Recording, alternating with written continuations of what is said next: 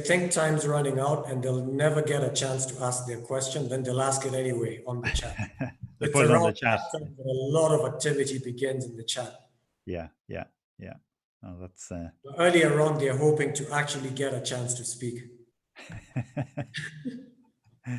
That's right. Yeah, that's what I've noticed. It's excellent. Now I'm just going to get a glass of water before we start. Yeah. 2 seconds.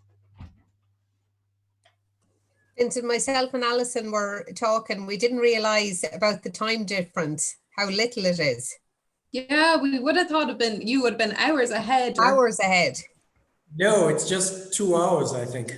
Yeah, it's only 2 hours. We thought that it was like, I was saying to Alison, sure, it must be 6 or 7 hours, in the difference. She was like, no, it's only 2. I was like, wow. Yeah, no, it's true. And when I think of Ireland, I think of you as on the far west of Europe. Yeah, but like we're very near. Right on the edge of Europe, which should put you like several hours away. Yeah. It turns out it's Yeah. 2 hours. Yeah, we were surprised to hear it was only 2 hours. Yeah.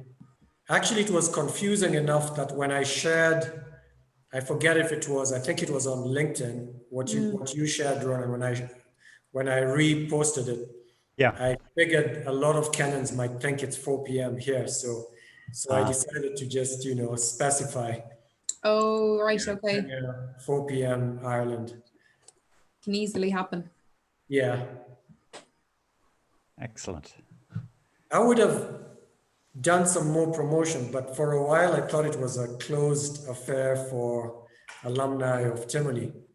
So then when I saw you I said, okay, yeah, let me just let me share this as well. Yeah, and I see we've certainly a few visitors coming in from Kenya. Those must have picked it up from my LinkedIn. LinkedIn, yeah. Yeah, we've normally promoted it on LinkedIn because quite a few of our alumni are there as well. Yeah. And some of them pick it up that way. And then others who are quite interested following Timony. And I think it's the best place because even for us, I mean, the kind of crowd you're looking for are leaders and business, and they're the ones who'll be on LinkedIn. Yeah. If we shared it on another platform, it might not make sense. I'll get some undergrads. Yeah, sure, exactly. Just because they'd like to hear me speak about meaningful work, but it's not for them. It's for leaders. Leaders, yeah. Well, at the moment we've 46 registered, very good. Which is pretty good. Yeah, I mean, as Alison was saying yesterday, it often happens that when we go live, it leaps up. But we'll see what happens now. Yeah, because when we spoke, it was still 20 something. I think it was in the That's right. Yeah. So it's doubled just like that. Yeah. So we just have less than a minute left. So once it hits 4 o'clock, I'll broadcast. Is that all right to everyone? Yeah. I'm ready. Best of luck with it all. Very good. Thank you. Looking forward to it. And we're live on YouTube as well. Yeah. Okay. Excellent. So, Vincent, enjoy. Be a good chat. Looking forward to it. Looking forward to it. Okay, so I'm broadcasting now. Okay, good luck. Thank you. Good afternoon and welcome to our Timony webinar this week on the future and meaning of work. My name is Ronan O'Farrell and I'm the CEO of the Timony Leadership Institute, an educational charity. Our purpose? Better leaders, better organizations, and a better society.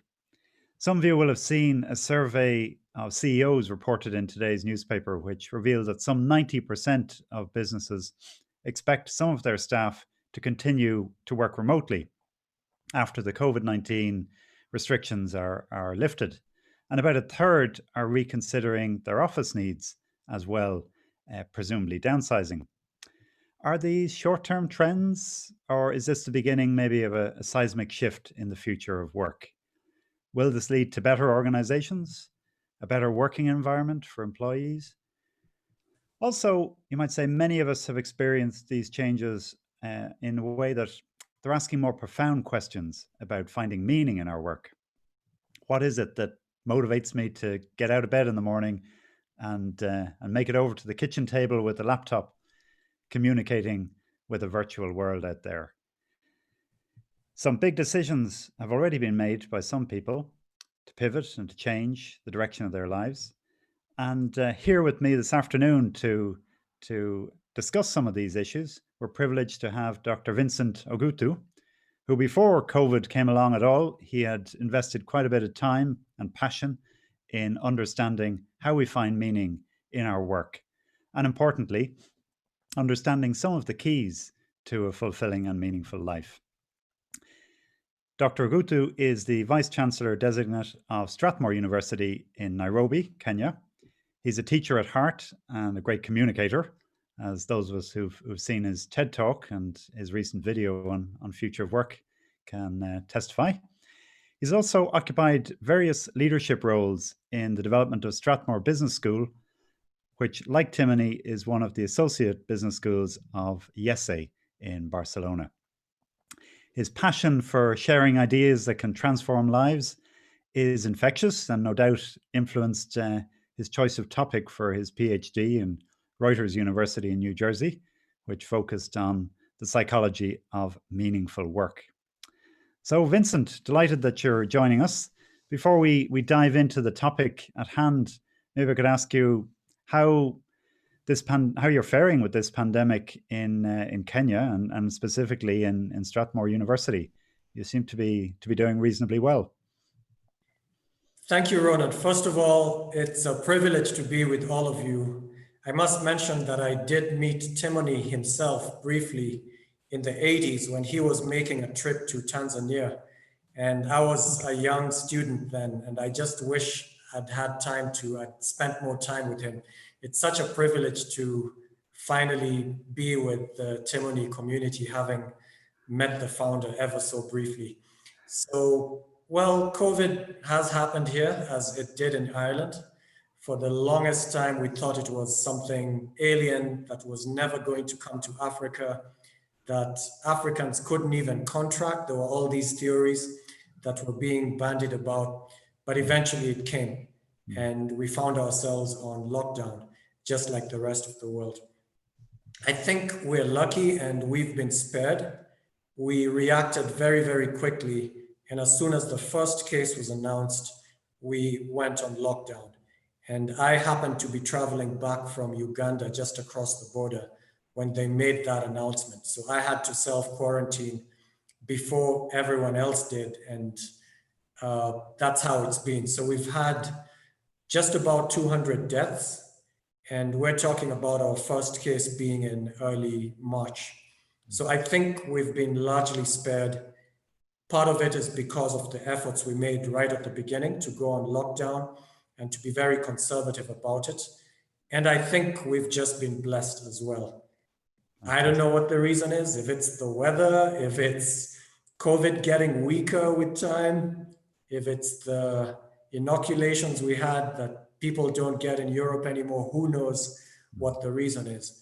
But we've definitely been spared. It could have been a lot worse looking at the projections we were seeing in March. In March. Very good. Very good. And that's great news. That's hopefully it'll stay that way now. Yeah. Just a reminder to people, you can submit questions for Vincent in the Q&A box at the bottom of the screen. And indeed, you can upvote for questions too, in case we don't get to them all. So Vincent, you were explaining to me yesterday that you grew up in Eastlands in Nairobi, which is a very poor part of the city. Now you're Vice Chancellor Designate of Strathmore University. So what were the catalysts along the way to get you there? Gosh, that's a deep question.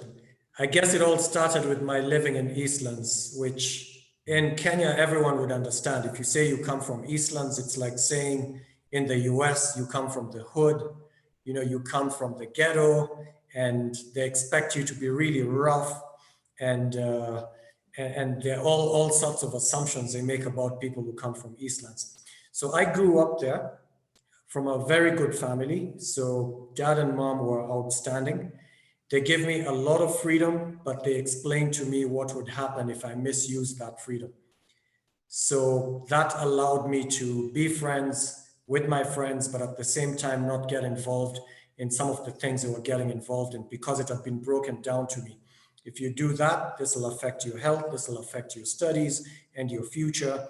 And so I credit a lot of what I am now to just the upbringing that I got from my parents and from the schools that I went to.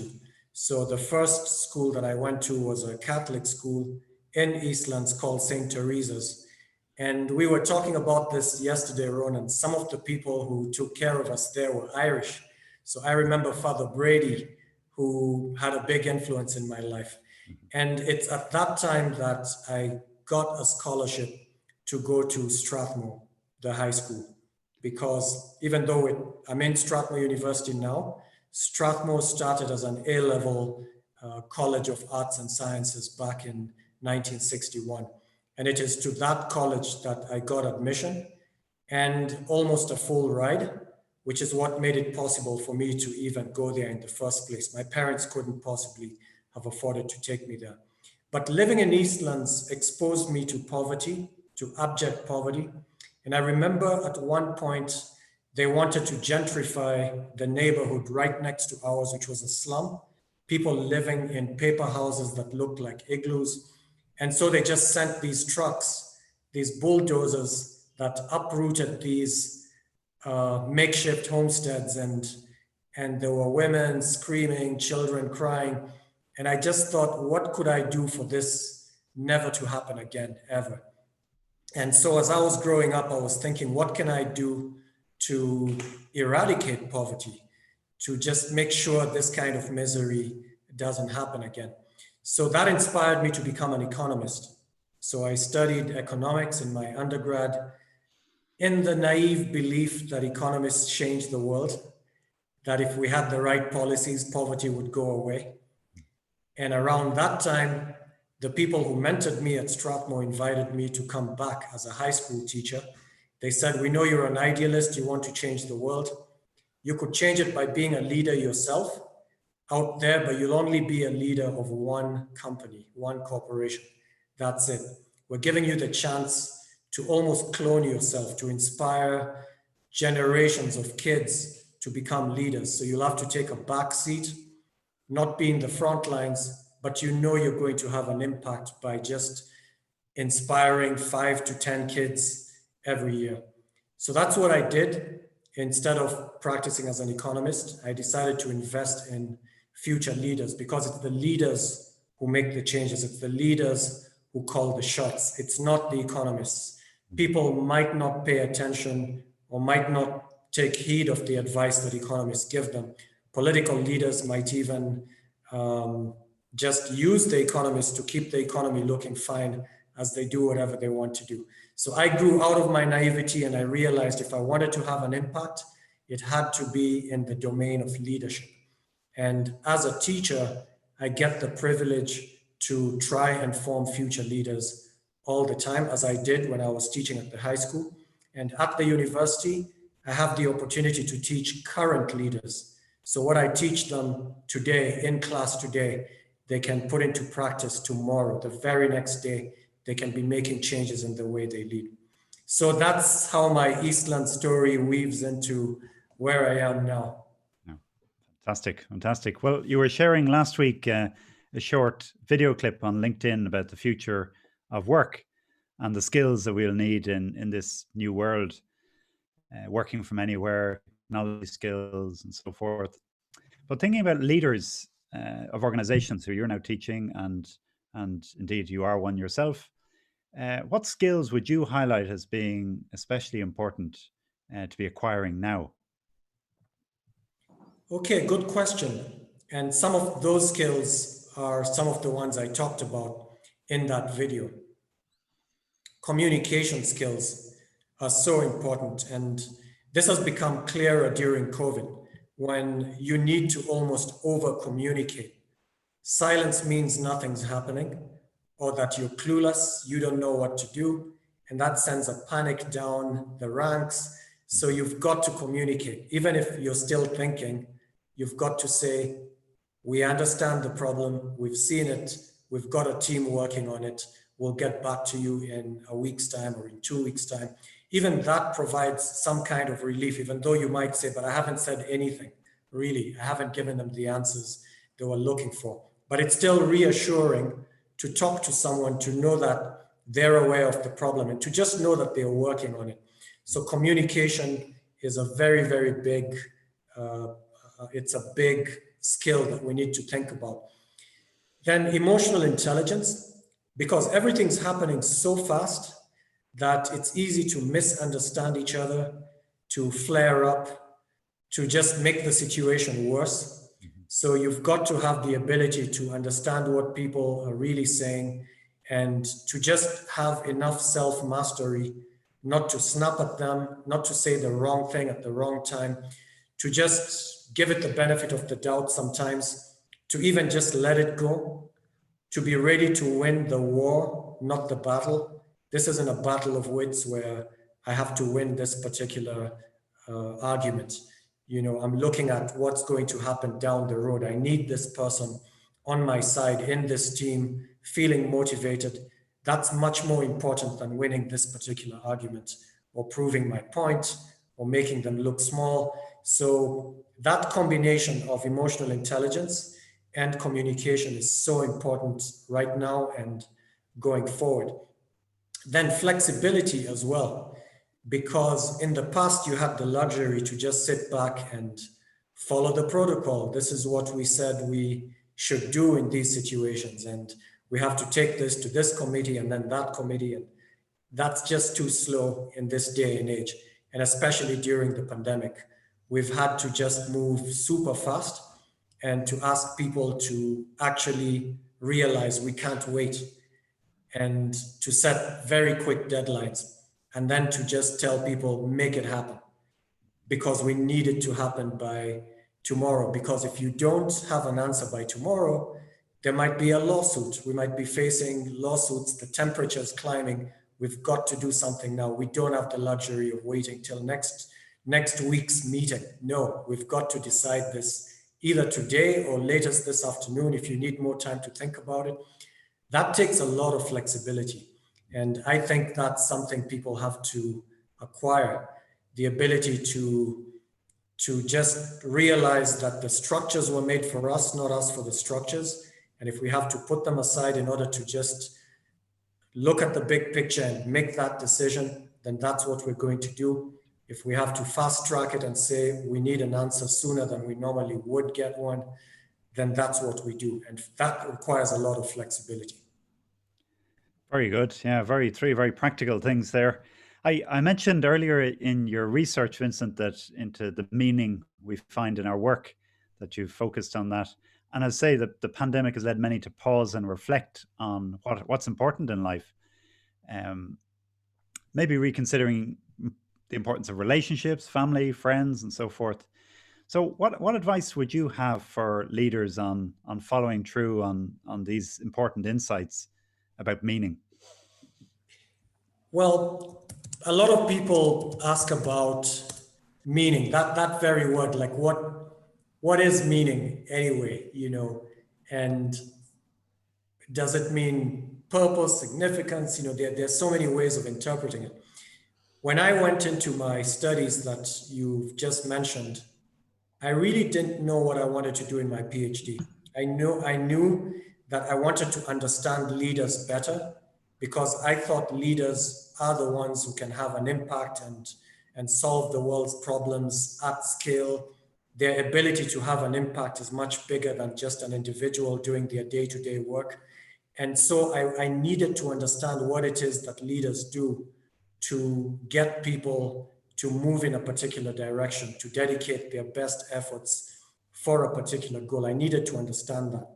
And I picked organizational behavior, which is really psychology applied to the workplace, to try and understand it better, like what motivates people? What are those buttons that leaders are pressing in order to get people to follow them? And then I got more fascinated by the followers themselves. What is it that was making them move? What attracted them to those leaders or to the messages that they were hearing? What motivates people? And I decided, because it's a PhD, it's the only time in life you'll have the luxury of spending day after day after day, just going as deep as you want on any question of your choice. I said I would go all the way. So we're not just going to look at what motivates people. I wanted to know, and what's the best motivator of all those things out there that motivate people, which is the best. And I ended up reading a book called Habits of the Heart. This is a book written by some sociologists in 1985, Robert Bellah and his colleagues, almost a rewrite of Tocqueville's book 150 years earlier, Democracy in America. So Tocqueville goes to America. He wants to understand why these people are so different from Europeans, and yet they come from the same stock. What is it about them? And he wrote that book, Democracy in America, describing politics, religion, work. And so 150 years later, Robert Bellah and his colleagues say, well, is America still the same? What makes us tick as a people? And they had all these fascinating chapters. What do Americans think about politics? What's the difference between a Republican and a Democrat in their worldview? And they looked at religion, Catholics versus evangelicals, and then the Jewish factor coming in. But what fascinated me the most was the chapter on work, because they said, what does work mean to people? Because it's very different. I mean, you're coming from Europe, where there's a lot more class in the whole topic of work. Certain kinds of work are regarded as higher than others. But then when you go to America, you'll find pretty much everyone boasting about having worked at the gas station, having worked at a McDonald's, having been a waiter. They say it with a lot of pride. So why that difference? What does work mean to Americans compared to Europeans, compared to the rest of the world? And so in this chapter, they focused on the question of meaning. What does work mean to you? And they found that people tend to fall into three major categories. They're those for whom work is just a job. It is where they earn a living. It's all about survival and getting money. And in fact, thank you, Ali, for putting that up. So in this category, you have people who work just to get the money. They need it. They're not looking for purpose in their work other than getting that money. All the purposeful, meaningful, interesting things that they want to do, they're going to do it outside of work. Whether it's travel, and that's what they like doing, whether it's spending time with their families, that's what they're going to do outside of work. They don't necessarily expect to enjoy their work. It's just a means to an end. It's a means to get that money with which they can then go ahead and earn and enjoy the other things that they want to do in life. And so I wanted you to take this little quiz and just read this particular text that we've put here, which describes those kinds of people, and then rate yourself. How similar are you to people like that? Do you work mostly for the money? It's about survival, and you tend to find meaning outside of work. You tend to find all the interesting things that you really want to do at the end of the day outside of work, the things that give you joy and fulfillment. You tend to find them outside of work. Work is just a pathway to those things by providing money. So are you like those people? If you're not at all like them, then you'll give yourself a 1. If that's exactly who you are, like go no further, that's it. That's exactly why I work. I don't work for any other reason. Then you give yourself a 7. If you're somewhere in the middle, somewhat like me, not fully like me, that'll be a 4. And you have all those numbers in between. So I want you to take just a few, like a minute or less than a minute thinking about it. So I'll give you a few seconds to read that, rate yourself, and keep that number in your head or write it down. So 30 seconds to do that.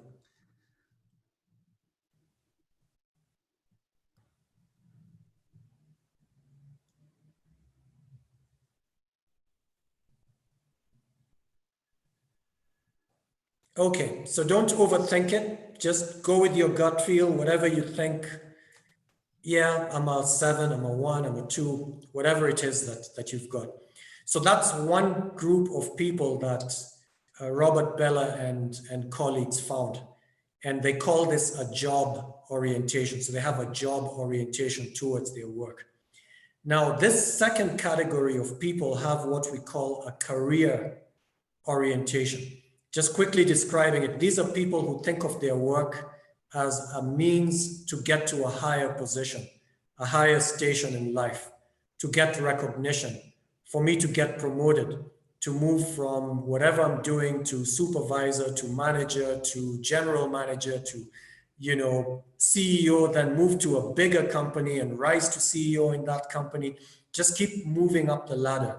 It's almost a status game where you're trying to get to the top, and it's all about competition. You're competing with other people and you want to be number one. You want to be king of the heap. You want to get to the top. That's what work is for you. It's basically a playing field.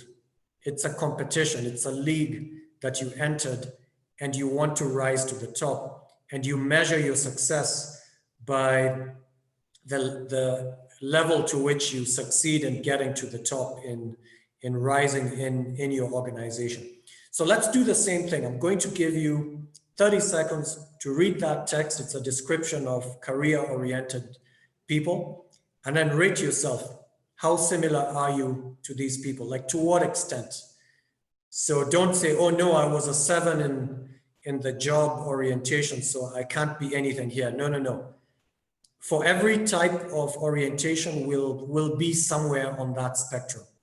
So just give yourself a frank assessment. Where are you on this spectrum? So 30 seconds to do that.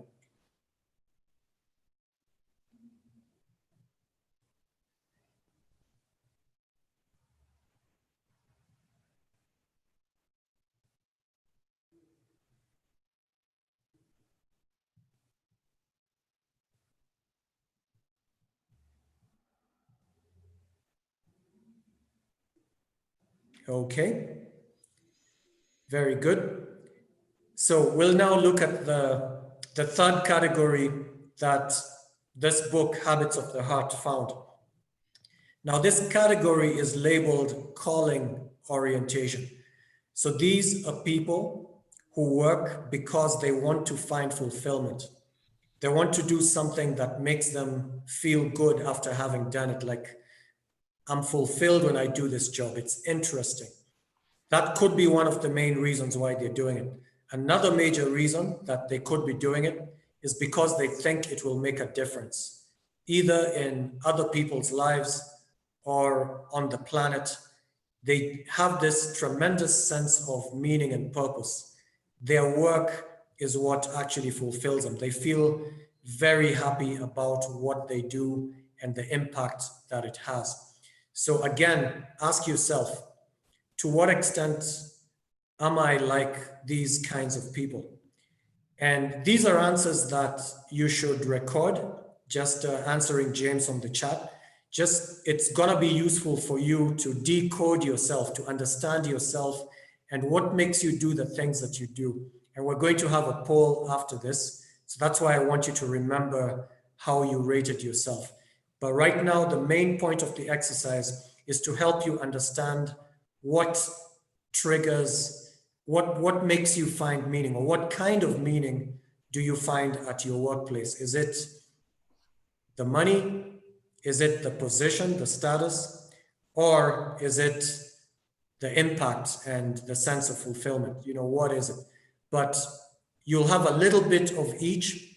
Let's see how much. So once again, rate yourself for category C. To what extent are you a calling-oriented person? And be very, very frank and sincere with yourself, because that's the only way you'll make the most of what I'm going to say next.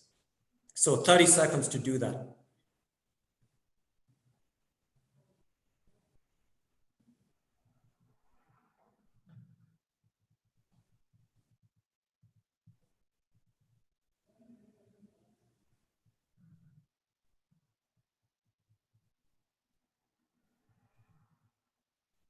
Okay, so I think by now you have a rough idea where you fall on the job, career, calling spectrum. no one's the same as anyone else. Each of us is unique and we have a different combination. You might have a lot more of one, a little less of the other, but one of them generally tends to dominate. So you'll find that one of them will be higher than all the rest. It's very rare to get somebody who's got an equal highest score for two of the categories. It is possible. It's not impossible. It's just rare. And if that happens, I can help you interpret that as well.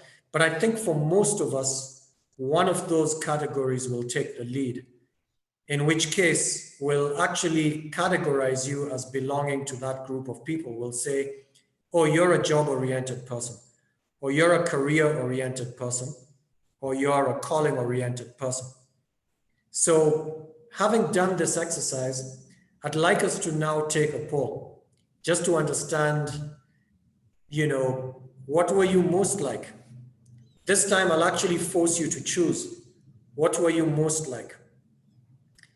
And even if you had maybe two that were almost the same, at this point, I want to force an answer from you.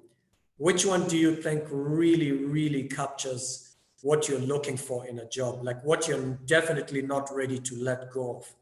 If that was taken away, then it wouldn't be worth it anymore. So force yourself to be in one of these three categories. For most of you, you don't even have to force yourself. You'll already be in one of them as your highest. So go ahead and take the poll. So we'll give you 20 seconds to get it right and submit.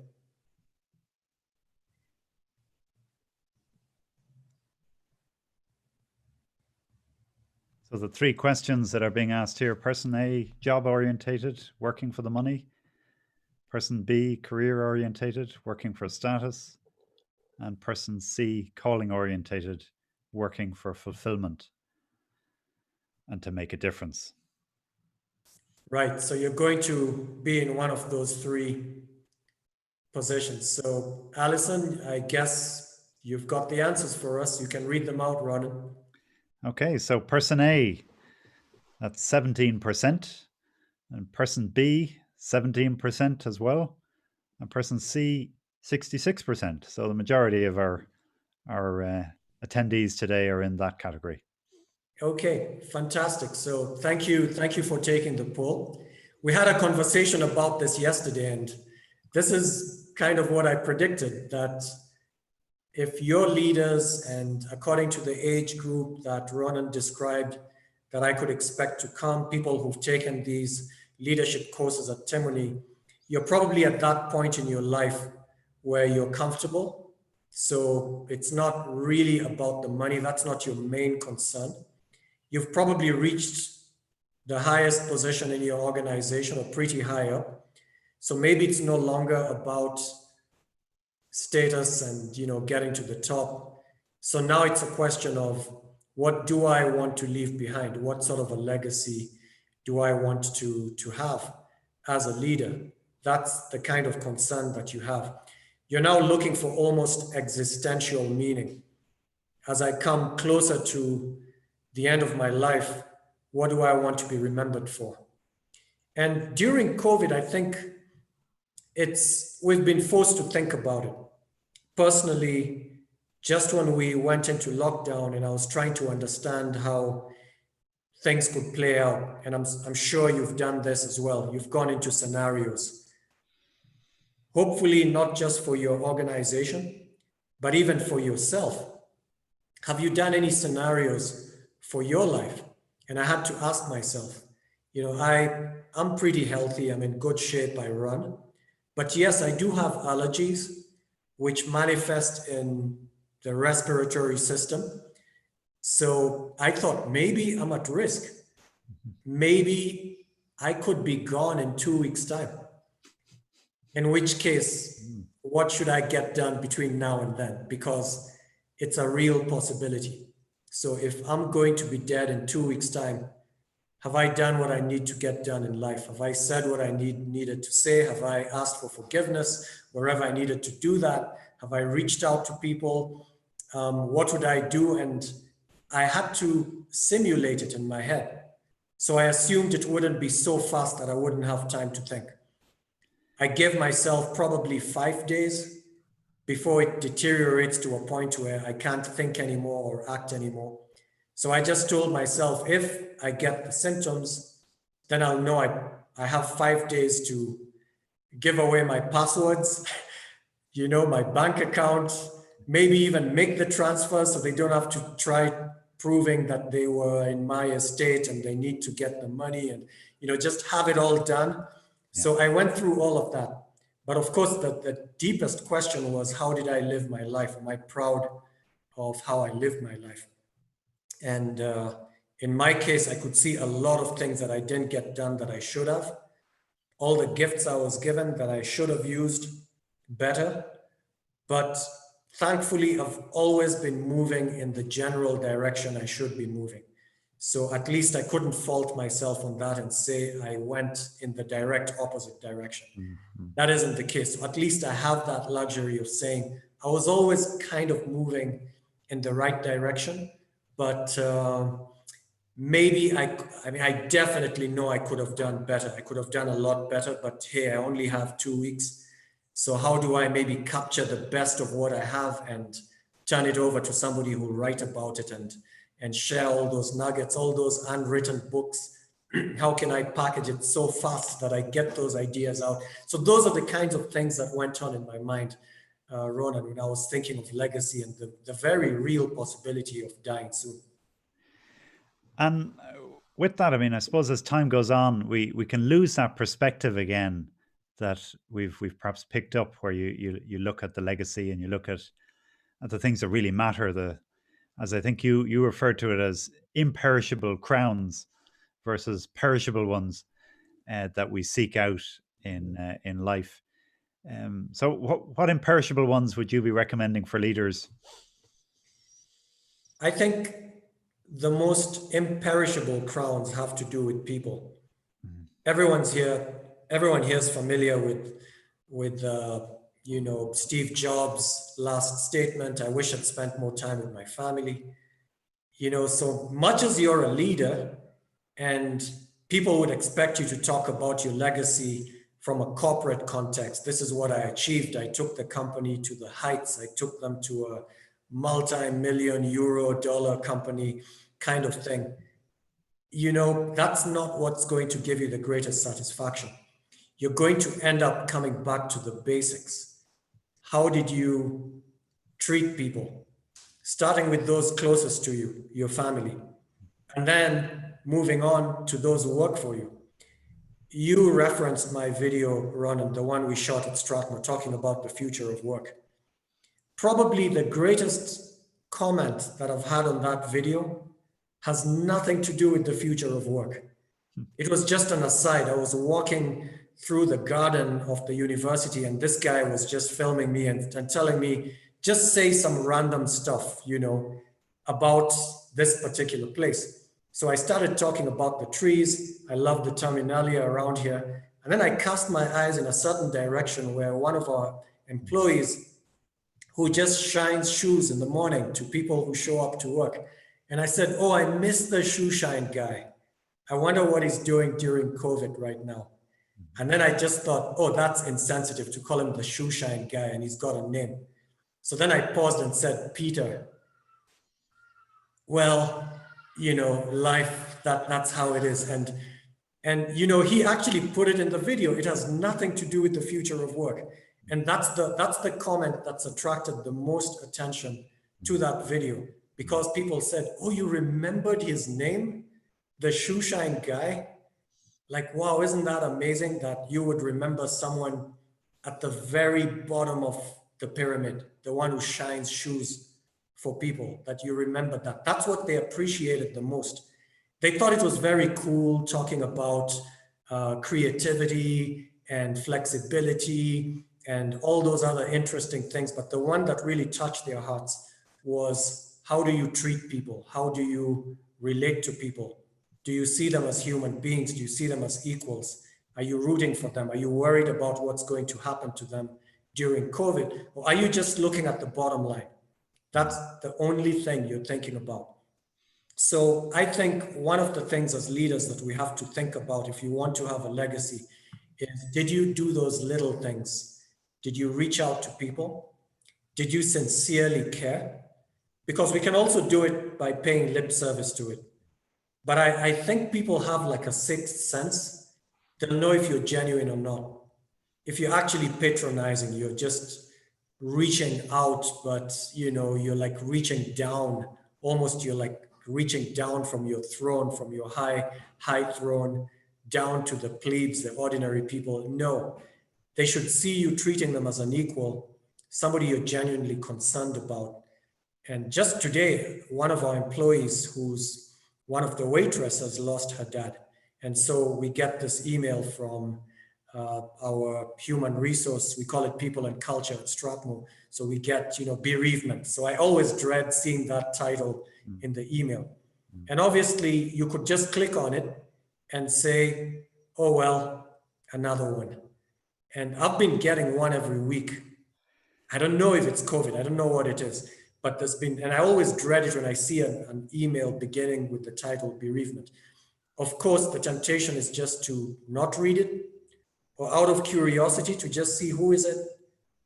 Could it be somebody I know? And then you could almost immediately answer that question. Oh, I don't know who that person is because we've got 1,000 employees. So I don't know all of them by name. It's easy to just move on, but I just said, look, it's only gonna take me 2 minutes. So I sent that email. I'm so sorry for your loss, with you in prayer, anything we can do for you. And she replied almost immediately. So I wrote almost immediately. I probably was one of the first people to respond to that email. It had just come in, maybe 5 minutes later, I'd written to her. And then she wrote back and saying, thank you so much. It means so much to me that you reached out. Just the little things. Those are the things, surprisingly, that you'll be remembered for. It might not be that, you were the one who made this organization double in revenue or whatever it is. It'll just be, how did you treat people? What sort of a culture did you leave in place? And surprisingly, or maybe unsurprisingly, when you do that, you actually get all that other stuff you're looking for. So is it loyalty you're looking for from your employees? You'll get it. Is it engagement? You want them to, just work hard to get the organization out of the woods, even work for less. They'll do it if you inspire loyalty. And you can't do it as some kind of game that you're playing, almost like, oh, now I know the buttons to press, so I'll just press them and I'll get what I want. It has to be genuine. And people, like I say, have a sixth sense. They can detect if you're acting, just play acting, or if you're genuine. And if you are genuine, I think they'll do anything for you. They'll work really hard. They'll almost work for free, and you will succeed. And they'll keep bringing you the best ideas because they're thinking about how to make you succeed, how to keep this organization afloat, because it deserves to be, because they like you, because they want this kind of thing to continue. They find that they're understood at their place of work and they can't find this anywhere else. It's something precious. They want to keep it. So if you're looking for a legacy, I think the first question you should ask yourself is, how do I impact people? How do I impact my employees? How do I impact my customers? How do I impact the community that our organization is embedded in? What difference do we make? And how can I do things in such a way that it makes a difference? So that's what I would recommend, Ronan. Fantastic, fantastic. Well done.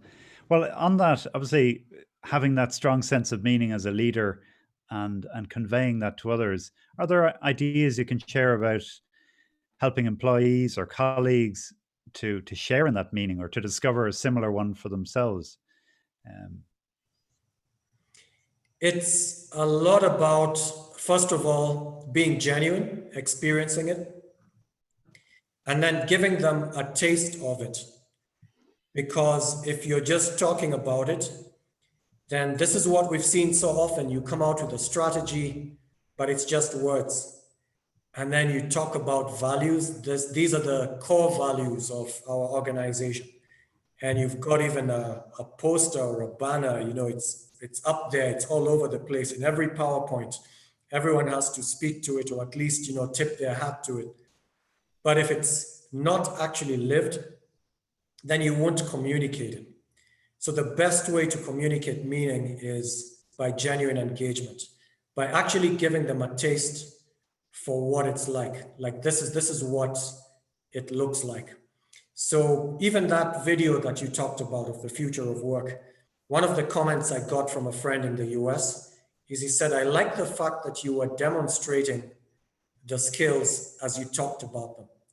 Now, I didn't realize I was doing that. It's just with hindsight and looking at his observation, I said, oh gosh, was I doing that? I didn't set out to do that. But hey, maybe that's why it had such a huge impact and had like 20,000 something people seeing it within a few days. It's because as I spoke about something, I was also demonstrating it. I would talk about creativity while walking into that open space in the business school and just saying how we can use that space in so many different ways. And I was actually demonstrating how creativity works and saying, no excuses. Don't tell me you don't have resources to get the job done. Just reconfigure whatever you already have and make it serve your purpose. And that's creativity. And when I was talking about emotional intelligence, I just gave an example of what I'd do with a student in a class if they were disengaged.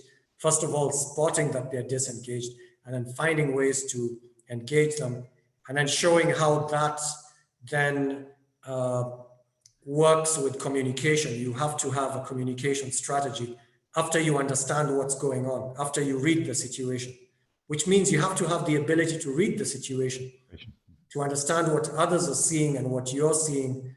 And when you have the full picture, you can now craft your communication strategy. So it was a question of demonstrating it as you go along. So if you want to have an impact, then you've got to demonstrate it. So if you say this is going to be a priority, whatever it is that you're making a priority, whether it's paying attention to little details, whether it's on-time performance, whatever it is, better communication, you've got to immediately show that you're concerned about it.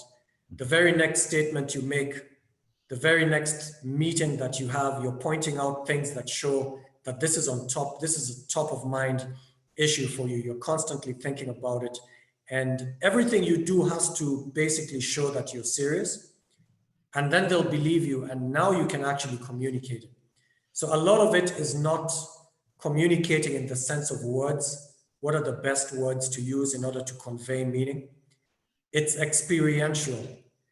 If I want them to do things in order to change the world, to shift their focus from the bonus to changing the world, then I've got to show genuine concern for changing the world. I've got to make some sacrifices. They've got to see my skin in the game. And then they'll say, oh, he's serious. And it's a question of inspiring as well. You're trying to inspire, and inspiration doesn't just come with words. It's with that sixth sense where they detect that this person means it. And they actually have data that they're using. I'm sure this person means it because I see him or her doing this, doing that, which is consistent with someone who claims that this is a goal for them. So if you want to communicate meaning, action speaks louder than words. That's the kind of language you want to use, actions rather than words. And words. Very good, very good. Well, thank you for that. I will go to some questions, Vincent. I know we have a couple of people who've asked to share live questions, and if anyone else would like to put a question in the Q&A, please do so, and we'll try and get to them. So I'll come to John Geehan, who has a question he'd like to ask of you. John did the program in 2016. Dr. Vincent, thank you so much for sharing your wisdom on meaning and work. I was interested when I saw the topic about work, because I think one of the great concerns that exists today in the COVID time is actually the great fear about the potential for the amount of jobs that will be lost. And I wonder whether or not we're faced with transformative time as a catalyst or as a consequence of COVID. I mean, we've probably seen 2 or 3 industrial revolutions. John, I don't know if it's just me, but I think you're breaking up there on us. Right. I think let's see if we get you. Just ask the question. I got the build up to the question about COVID and people losing jobs. Go ahead, John. Yeah, I think we've lost him. Okay. Maybe Okay. if you can hear us, John, if you could type the... Type it in the Q&A. Yeah.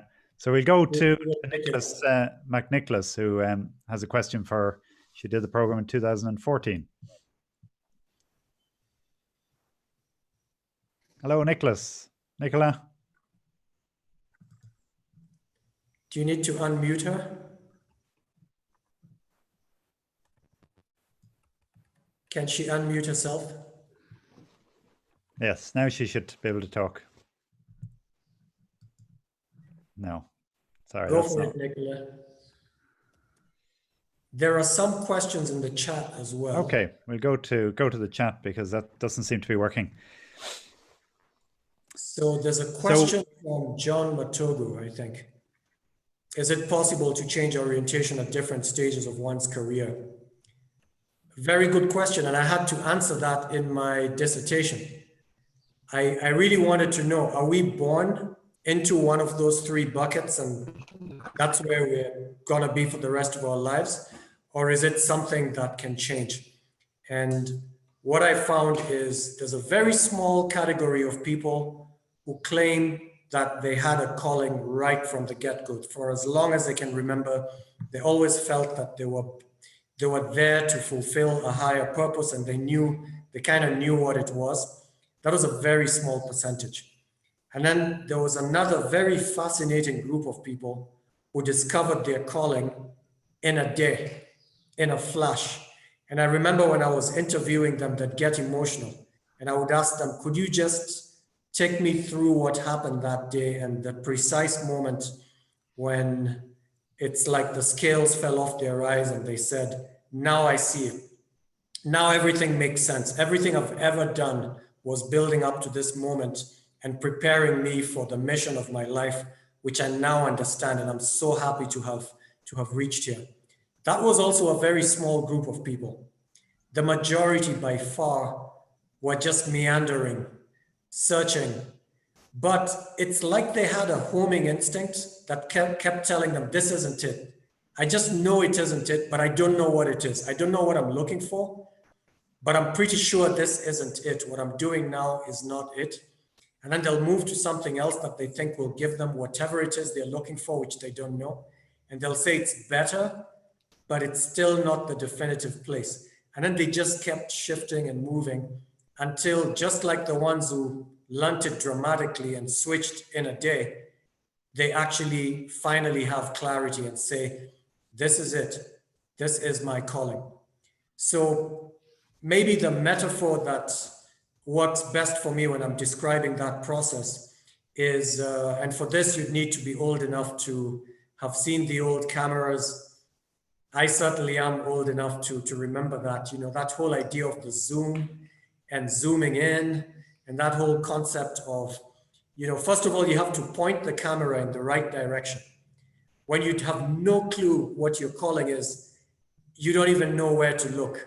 You're all over the place.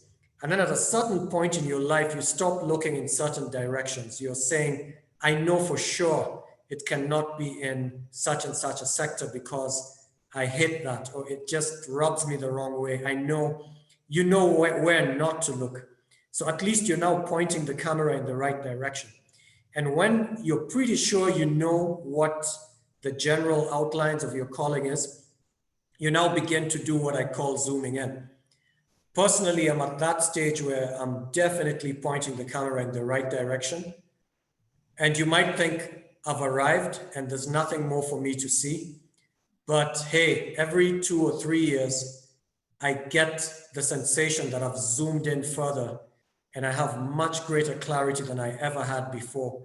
And whatever new mission I've been given is consistent with all the things I've done previously, is still on the same path, but is exactly what I needed to do right now. And it's where I can have the greatest impact. So to your question, John, you're not locked in wherever you are. And unfortunately, you can lose your calling too. You can get disillusioned and just say, well, the world isn't the way I thought it was. People aren't who I thought they were. And forget it. From now on, I'm just thinking about myself and forget about saving the world. That can happen, unfortunately. Let's hope it doesn't happen to you and that you keep experiencing what I'm experiencing, which is just zooming in further and further and further, which doesn't mean it gets easier, by the way. Because sometimes, and you'd asked me this question earlier, Ron, and maybe I dodged it when you said, how did I end up being Vice Chancellor Designate of Strathmore? Well, they coerced me to do it. This wasn't part of the plan. I wasn't planning to be the president of a university because I felt I was in a good place. I knew what I wanted in life. I wanted to teach because I could see the power in that, the ability to inspire people.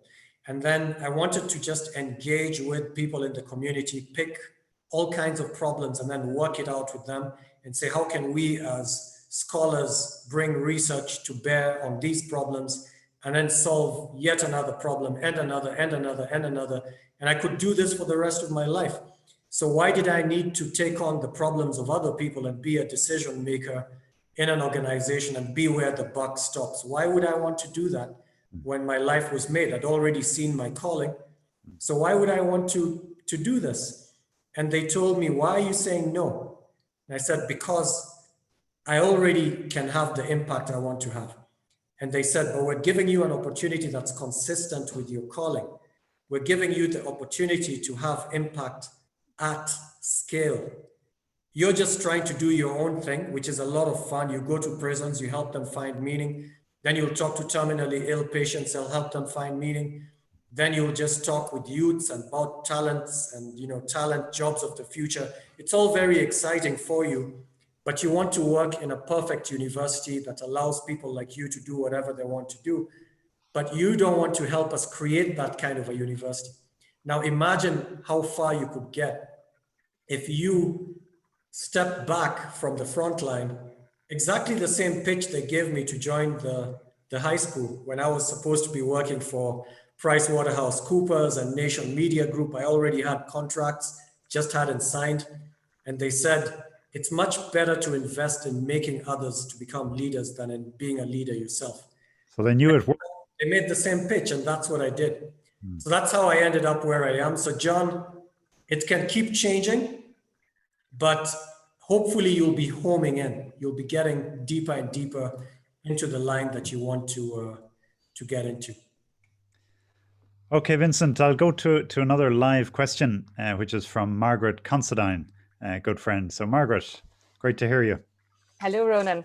And Vincent, very nice to talk to you today. Your speech has been inspiring.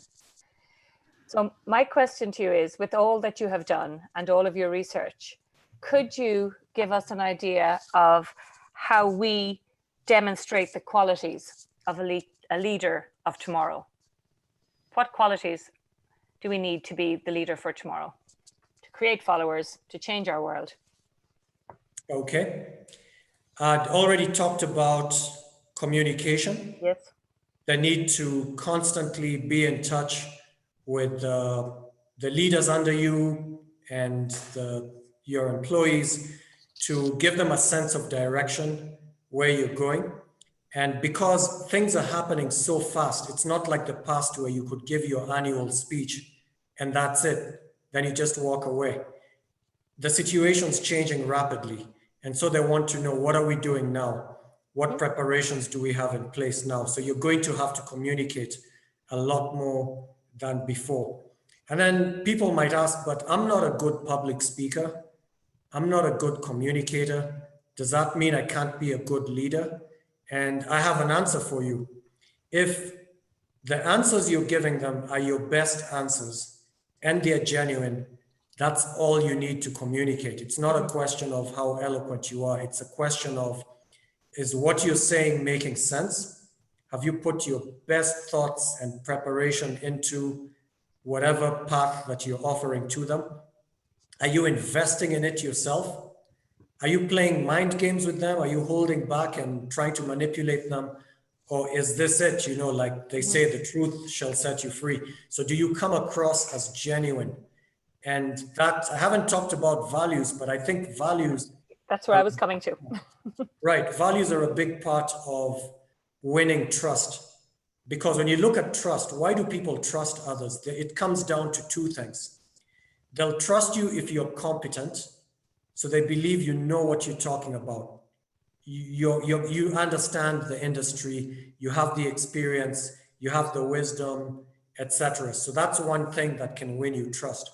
But then there's trust on another dimension, which is more to do with integrity and honesty.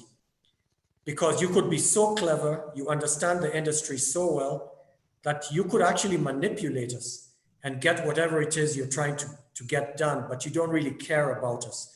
So there's that element of trust that responds to integrity. And so if you want people to trust you, then you've got to come across as genuine. Not just come across, you have to be genuine. And that really is talking about values. So I think values are a big thing. And if I may, Ronan, what I understand by values is they are deep beliefs that control the way you think, the way you feel, and the way you act. They're just so powerful that you can't, once you embrace a particular value and it is part of you, it's like hardwiring. It just won't allow you to do certain things because that's just like so against everything I stand for. I couldn't possibly do that. And that's why, for instance, if it's, let's say, a piece of machinery from Germany, you don't expect it to have been made in a sloppy way. You know, you just look at it, it's not even straight, it's not working, it's just breaking down. And you just won't believe any workshop in Germany could have released something like that to the market. Why? Because they've embraced efficiency and excellence into their national core values, and it's a lived value. Or if it's Japan, there are certain things they wouldn't do because it goes against their honor. Sadly, that's why you might even have suicide there, because that's their way of restoring honor, because I let down the family or I let down the organization, and I've got to take the blame and responsibility on myself rather than on them. The only way to make it right again is to take my life. I mean, it's insane, but that's how powerful values can be. They can make you do certain things or not do certain other things. Now, if you have a few core values as a leader that you embrace, that become a way of life for you, that'll win you so much credibility and so much trust, which then allows you to navigate uncertain situations like COVID, which is happening right now, because you don't really have the answers, do you? You're still figuring it out, but somebody's got to take the helm and keep everyone calm as you're trying to figure it out. Who's gonna do that? Somebody who inspires trust. How are you gonna inspire trust? By having values that are declared, that are lived, everyone can see it. You don't have to be a TV star, you know, a very eloquent person. You just have to be good and let it be seen. And that will get you where you want to get to. Well, look, Vincent, thank you very much. That's a very good and strong note to end our webinar today. We've reached the time. Thank you very much for sharing those insights, and to the various people who asked questions as well. We didn't get to them all, and I've a whole page of more questions I wanted to ask, so we'll just have to get you back. But hopefully, maybe even have you here, come to Ireland in person at some point in the near future. So thank you very much, Vincent, for that and for those insights, and congratulations on the wonderful work you're doing for Kenya and in Strathmore as well. Next week, we'll be wrapping up the series of webinars that we started at the beginning of the lockdown, which we started to help alumni and leaders to respond positively to the challenges. We were partly encouraged to start these webinars by seeing how useful the SA Business School webinars were for their alumni. And in fact, many of them were hosted by Professor Mike Rosenberg, who's Professor of Practice of Management at Yesé Business School. So he is going to join me for our final webinar next week. It'll be at 4 p.m. on Wednesday, the 24th of June. And I look forward to having him then and focusing on managing in the new normal and seeing how we can be proactive in that way in the months ahead.